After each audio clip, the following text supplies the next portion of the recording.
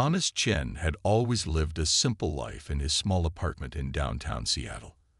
At 25, he worked as a software developer, played video games on weekends, and occasionally ordered too much takeout. Nothing extraordinary ever happened to him until that morning. The first thing he noticed was a soft humming sound, like a quiet electric fan. The second thing was a pair of large golden eyes staring directly into his. Thomas blinked, his mind still fuzzy from sleep. Those eyes belonged to a face that hovered less than 2 feet above his own. "Good morning, Employer Chen. I trust you slept well." The creature speaking had silvery blue skin that seemed to shimmer in the morning light streaming through his bedroom window. Her features were almost bird-like, with a small pointed nose and high cheekbones that curved gracefully into a pointed chin. Thomas screamed. The alien, because what else could she be, didn't flinch. Instead, she smoothly glided backward, revealing that she wasn't standing but floating about 3 feet off the ground. She wore what looked like a traditional maid's uniform, but made from a material that seemed to change color slightly as she moved. "My apologies for startling you," she said, her voice melodious and calm. "I am Kerala, your new domestic assistant. The agency sent me this morning. Did you not receive the confirmation message?" Thomas grabbed his phone from the bedside table. There, among his usual notifications, was an email he'd completely forgotten about. "Thank you for choosing Galactic Domestic Services. Your assistant will arrive." I thought it was spam," he muttered, his heart still racing. "I deleted it without reading." Grella tilted her head at an impossible angle, reminiscent of a curious bird. "That was unwise, Employer Chen. The message contained important information about my species' sleeping habits and proper integration protocols." "Sleeping habits?" Thomas asked weakly. "Yes. My people are descended from avian predators.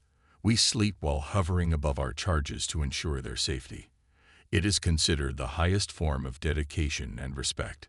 She spoke as if this was the most normal thing in the world. Thomas sat up slowly, clutching his blanket. "But I never hired." "Your payment was processed 3 days ago," Grella interrupted, pulling up a holographic display from a device on her wrist. "You authorized a direct debit of 300 credits from your account." Thomas remembered clicking something while half asleep during a late-night coding session, thinking it was just another software subscription. He'd apparently hired an alien maid instead. "Would you like to review the service contract?" Grella asked, still perfectly poised in midair. "Or shall I begin my duties by preparing your morning meal? I've already analyzed your nutritional requirements and local food preferences." Thomas stared at her, then at the contract hovering in the air, then back at her again. His ordinary life had just become extraordinarily complicated. Maybe breakfast first," he managed to say. Grella nodded, her movements fluid and graceful as she floated toward the door. "Very well. Though we will need to discuss proper security protocols soon. Your apartment's defenses are woefully inadequate." As she glided out of the room, Thomas couldn't shake the feeling that he'd gotten himself into something much bigger than a simple cleaning service. Thomas sat at his kitchen table, staring at the most perfectly made omelet he'd ever seen. Grella floated nearby, her anti-gravity field humming softly as she organized his messy kitchen with incredible efficiency. "The eggs are getting cold, Employer Chen," she said without turning around. "Your body requires proper nutrition, especially given the attempts on your life that will likely begin soon." Thomas choked on his coffee. "The what? Did you not read any of the contract?" Grella turned to face him, her golden eyes showing what might have been concern. "Galactic Domestic Services is not merely a cleaning company. We are an elite protection agency operating under the guise of household staff." Before Thomas could process this information, Grella suddenly moved. One moment she was by the sink, the next she had tackled him to the ground. Something whizzed through the air where his head had been, embedding itself in the wall with a sharp thunk. "Poison dart," Grella announced calmly, still shielding Thomas with her body. "Quite primitive. Likely sent by the Zordlaxian Confederation. She pulled a small device from her apron pocket and pressed a button. A shimmering force field appeared around the apartment. Who would want to kill me? Thomas stammered, his heart pounding. I'm just a programmer. Grella helped him up, her expression serious. You are far more than that. Employer Chen. Your grandmother's legacy ensures that. She paused, studying his confused face. You truly don't know, do you? Know what? My grandmother died 6 months ago. She was just a sweet old lady who made amazing cookies and collected weird antiques. Corali's feather-like hair rustled with what seemed like amusement. Those weird antiques were prototype quantum-fold devices. Your grandmother was Earth's representative on the Galactic Trade Council. And now, that position belongs to you. Thomas slumped back into his chair, staring at the poison dart still stuck in his wall. His grandmother, a secret alien diplomat. Him, some kind of space politician. This is impossible, he muttered. Actually, it's quite logical, Corella replied, resuming her kitchen duties as if nothing had happened. Why do you think your cooking appliances are so efficient? Your grandmother has been gradually introducing alien technology to Earth through everyday items. It was her way of preparing humanity for eventual full contact. She floated over and placed a fresh cup of coffee in front of him. Now shall we discuss proper security protocols? The Zorblaxians rarely sent just one assassin. Thomas looked at his alien maid. No, his bodyguard. Then at his apparently alien tech coffee maker, and finally at the poison dart that had nearly killed him. His ordinary life hadn't just become complicated. It had become cosmically chaotic. Can I at least finish my omelette first? He asked weakly. Corali's lips curved in what might have been a smile. Of course, Employer Chen. But please eat quickly. We have 17 security systems to install before lunch. The Quantum Fold manufacturing plant wasn't what Thomas expected. From the outside, it looked like an ordinary self-storage facility on the outskirts of Seattle. Inside, however, was a different story. Your grandmother was quite clever, Gralla said as she led him through a maze of seemingly empty storage units. She hid Earth's most advanced technology in plain sight. Thomas watched in amazement as Gralla pressed her hand against a rusty wall. A hidden door slid open, revealing a vast chamber filled with gleaming machinery that shouldn't have fit inside the building. Space folding technology, she explained, noticing his confusion. The facility exists in multiple dimensions simultaneously. And this is all mine now? Thomas asked, still trying to process everything that had happened in the last 24 hours. Correct, though the Zorblaxians would prefer it wasn't. Coralla's head suddenly snapped to the right. Speaking of which, 3 figures materialized at the far end of the chamber. They were tall, with gray skin and too many arms, each holding what looked like advanced weapons. Employer Chen, please step behind me, Grella said calmly, her maid uniform shimming and transforming into sleek combat armor. The Zorblaxians opened fire. Grella moved faster than Thomas thought possible, her anti-gravity field extending to create a protective bubble around them both. Energy bolts bounced off harmlessly. The cleaning protocol seems appropriate here, Grella announced. From her armor, dozens of what looked like floating feather dusters emerged. They zipped through the air, surrounding the assassins. Are you fighting them with cleaning supplies? Thomas asked incredulously. Galactic Domestic Services believes in maintaining our cover story at all times, Grella replied as the feather dusters began spinning at impossible speeds, creating a tornado-like vortex around the Zorblaxians. Within seconds, the assassins were unconscious on the floor. There, alive? Thomas asked. Of course, killing makes such a mess, and I just cleaned this facility. Corella's armor morphed back into her maid uniform. Now, shall we continue the tour? You need to understand what your grandmother was protecting. She led him deeper into the facility, past rows of machines that hummed with otherworldly energy. Your grandmother believed humanity deserved a chance to develop independently, without becoming dependent on alien technology. This facility creates hybrid tech, Earth innovation combined with galactic science. Thomas picked up what looked like an ordinary coffee maker, like this. Precisely. That model increases cognitive function by 27% while making an excellent espresso. Your grandmother called it sneaking in the future through the kitchen door. As they walked, Thomas began to understand. His grandmother hadn't just been protecting Earth's independence. She'd been ensuring humanity would have a seat at the galactic table on their own terms. "Corella," he said suddenly, "I think I'm going to need more than just security systems." She turned to him, her golden eyes gleaming. "Indeed, Employer Chen. Shall we begin your diplomatic training over lunch? I make an excellent sandwich while explaining intergalactic politics." The Quantum Fold manufacturing plant wasn't what Thomas expected. From the outside, it looked like an ordinary self-storage facility on the outskirts of Seattle. Inside, however, was a different story. "Your grandmother was quite clever," Corella said as she led him through a maze of seemingly empty storage units. She hid Earth's most advanced technology in plain sight. Thomas watched in amazement as Corella pressed her hand against a rusty wall. The hidden door slid open, revealing a vast chamber filled with gleaming machinery that shouldn't have fit inside the building. "Space folding technology," she explained, noticing his confusion. "The facility exists in multiple dimensions simultaneously. And this is all mine now?" Thomas asked, still trying to process everything that had happened in the last 24 hours. "Correct. Though the Zorblaxians would prefer it wasn't." Corella's head suddenly snapped to the right. Speaking of which, 3 figures materialized at the far end of the chamber. They were tall, with gray skin and too many arms, each holding what looked like advanced weapons.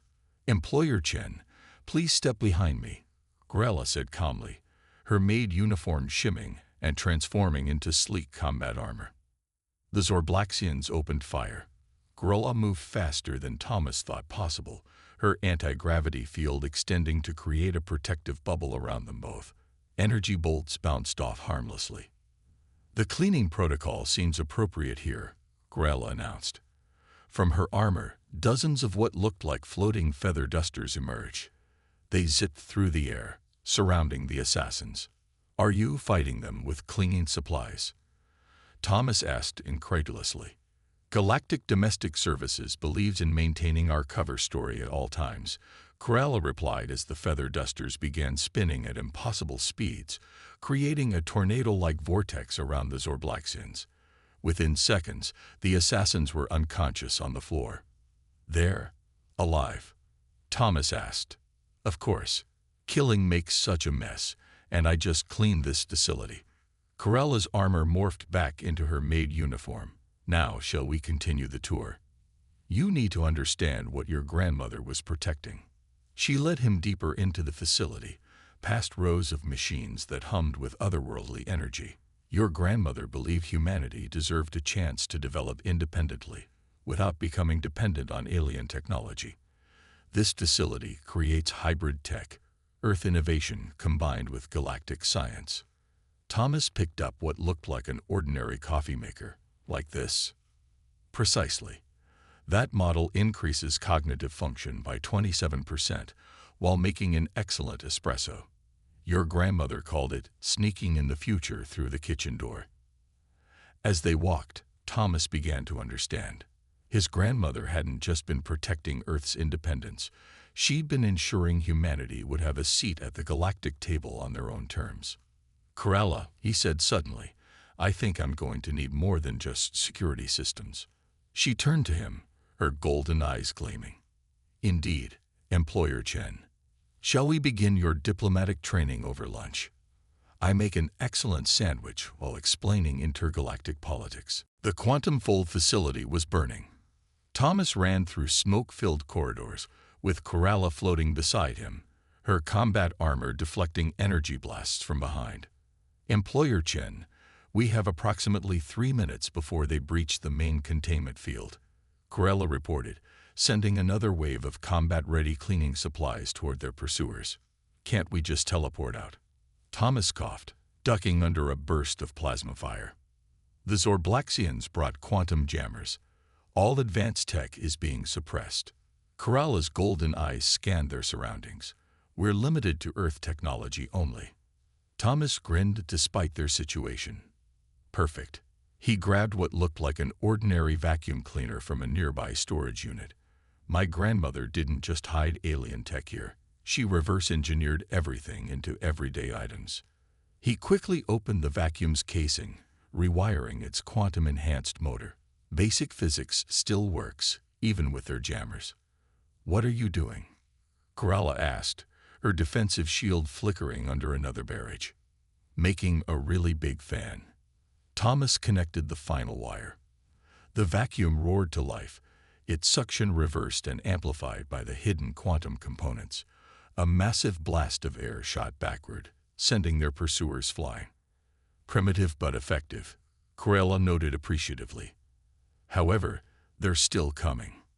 Thomas grabbed more household items as they ran. A toaster, some power cables, and what looked like a garage door opener. My grandmother believed in backup plans. This whole facility is built like a giant Earth tech puzzle. They reached the main storage area, dozens of Zorblaxian soldiers closing in. Thomas quickly connected his makeshift devices. "When I say now, hit your anti-grav to maximum," he told Corrala, fingers flying over the toaster's modified controls. "What are you planning?" "Ever wonder why this place looks like a storage facility?" Thomas grinned. "Because that's exactly what it is." He pressed the garage door opener. Hundreds of storage unit doors flew open simultaneously. Years' worth of stored quantum fold experiments, all disguised as ordinary Earth junk, came crashing down. "Now," Thomas yelled. Corrala's anti-grav field expanded just as the cascade of items created a massive chain reaction. The Zorblaxians found themselves buried under an avalanche of apparently ordinary human objects, each one containing hidden quantum technology that played havoc with their jammers. "Time to leave," Thomas said, grabbing Corrala's hand as they flew through the chaos. "My grandmother had an emergency bunker under her house. All pure Earth tech, no quantum signatures to track." Corrala's feathers rustled with what might have been laughter. "Humans truly are remarkable. You turned a defeat into victory using cleaning supplies and kitchen appliances." "That's the thing about humans," Thomas replied as they escaped through a hidden tunnel. "We're really good at making something from nothing.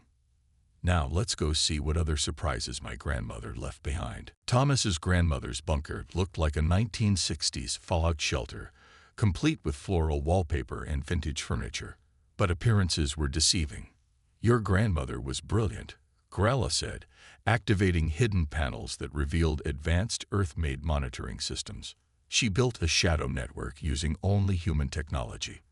The galactic races can't detect it because they don't understand how primitive tech can be so effective." Thomas watched as dozens of screens came to life, showing feeds from across the galaxy. How did she manage all this? "Humanity's greatest strength is thinking differently," Corrala replied, her golden eyes fixed on a particular screen showing the Galactic Council chamber. "Look, they're meeting about us now." The council chamber was filled with representatives from various species. Ambassador Virex was speaking, gesturing dramatically with multiple limbs. "The humans are dangerous. They modify our technology in ways we never imagined. They must be contained." Thomas adjusted the ancient radio equipment his grandmother had modified, clearing up the audio. Another alien, this one looking like a crystalline structure, spoke up. "Perhaps that's exactly why they're valuable. The Chen family has shown us that innovation doesn't require advanced technology. It requires creativity." "I recognize that one," Thomas said. Ambassador Crystal Song. Grandmother's notes mentioned they were allies. Corrala nodded. "Your grandmother built a network of supporters who believe in humanity's potential. But now Virex's faction is pushing for direct control of Earth's development." "Not if I can help it." Thomas began pulling out various Earth devices from storage boxes. "Grandmother left us everything we need. Look, modified CB radios, mechanical calculators rewired with basic AI, even a Polaroid camera that can capture quantum signatures. "What are you planning?" Corella asked, her feathers rippling with curiosity. "We're going to crash their party," Thomas grinned, assembling the devices. "But first, we need to make a statement. Something so human it'll confuse their sensors completely." He held up what looked like an ordinary karaoke machine. "How do you feel about mixing Earth music with quantum frequencies?" Corella's expression shifted to what Thomas now recognized as a smile. "The Council won't know what hit them." "Exactly. They expect advanced technology. Instead, they'll get human ingenuity at its finest, powered by disco beats and Christmas lights." As they prepared their unconventional assault on galactic politics, Thomas couldn't help but admire his grandmother's foresight.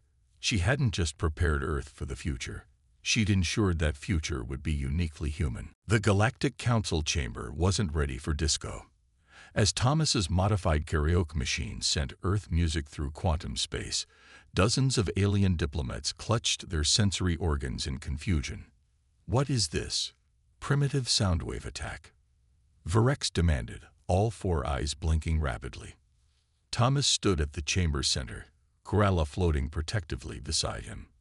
The karaoke machine pulsed with rainbow lights, each flash carrying hidden data streams through the quantum network. "This isn't an attack," Thomas announced. "It's a demonstration.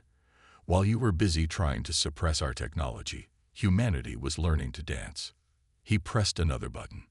The Christmas lights strung around his jacket began transmitting quantum-encrypted trade data through simple Morse code patterns.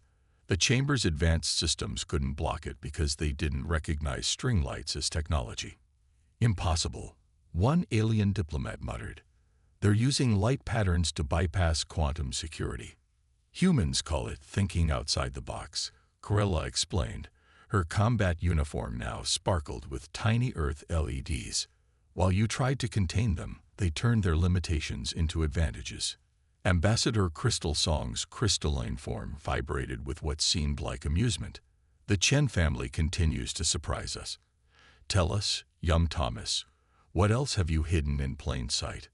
Thomas pulled out his grandmother's old Walkman, modified to detect and translate alien communications.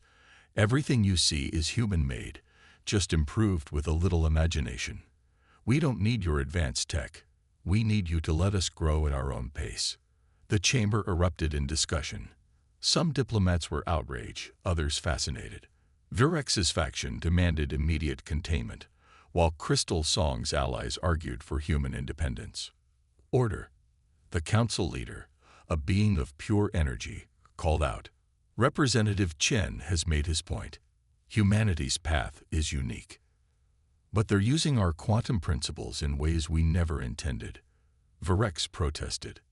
"No," Thomas corrected, "we're using our own principles to reach the same goals. Different path, same destination." He held up a simple rubber ball that perfectly demonstrated quantum entanglement through basic elastic physics. The council leader's energy form pulsed thoughtfully. "Perhaps it's time we learned from Earth, rather than trying to control it." Corella's feathers rustled with pride as she watched her employer reshape galactic politics with nothing more than human creativity and a disco beat. Back in his grandmother's bunker, Thomas found the final piece of her plan. Behind a panel covered in cat photos, he discovered a personal hologram recorder disguised as an old Viewmaster toy. "Hello, Tommy," his grandmother's image flickered to life, projected by the modified toy. "If you're seeing this, then Corella has done her job perfectly." Thomas glanced at Corella, who had switched her uniform back to casual mode, but kept the twinkling Earth LEDs. She'd grown fond of them. "I chose Corella specifically," the hologram continued. "Her people, the Avari, have watched over developing civilizations for millennia. They understand the importance of letting species grow naturally. That's why you were disguised as a maid," Thomas said to Corella. "You were continuing your people's tradition, with a unique human twist." Corella nodded. "Your grandmother suggested the maid service cover story. She said humans would never suspect their cleaning staff." The hologram flickered as his grandmother's image smiled. "The quantum fold technology was just the beginning, Tommy. Earth's greatest strength isn't in its technology. It's in its people's ability to see possibilities where others see limitations. Like using disco music to transmit quantum data, Thomas grinned. Exactly. I've spent years preparing Earth for the galaxy, but not in the way they expected. Every piece of modified technology, every hybrid invention, was designed to show that humanity deserves its independence. Grella floated closer to Thomas, her golden eyes soft. Your grandmother also had another reason for choosing me specifically. The hologram winked. The Avari are known for their loyalty, dedication, and their ability to form deep bonds with those they protect. Grella isn't just your guardian, Tommy. She's proof that humans and aliens can work together as equals. Thomas felt his face warm as Grella's feathers rustled with what he now knew was affection. His grandmother had planned everything, right down to the possibility of human-alien relationships. The Galactic Council is changing its approach to Earth, Grella reported. Your grandmother's plan worked. They're starting to see humanity as partners rather than primitives. And what about us? Thomas asked softly. Grella's anti-grav field harmonized with the quantum frequencies in Thomas's LED-enhanced jacket, creating a gentle glow around them both. I believe your grandmother would say we're the best of both worlds. The hologram smiled one last time before fading. Take care of each other, his grandmother's voice echoed. And remember, sometimes the best way forward is to think sideways. 6 months after the Galactic Council meeting, Thomas' apartment had changed considerably.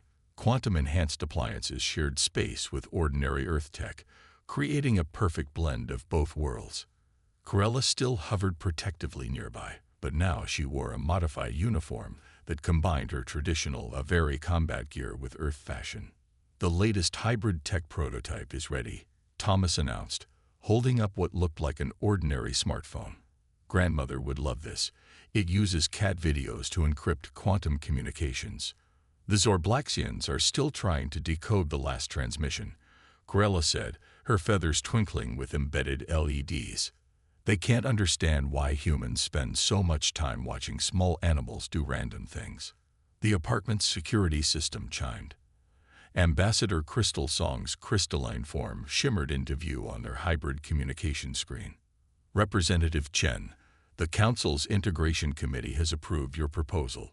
Earth will retain its independence while sharing innovation rights with the galactic community. Thomas grinned. Perfect timing. We just finished the new communication system. Want to see how Earth social media can revolutionize quantum networking? The apartment's door chimed again. This time, it was a young human couple holding what looked like a regular toaster. Mr. Chen, your grandmother's old store said to bring malfunctioning items here. Ah, yes, Thomas smiled. Grella, would you show them in? It's time for Earth's first official hybrid tech support service. Grella gracefully guided the couple inside.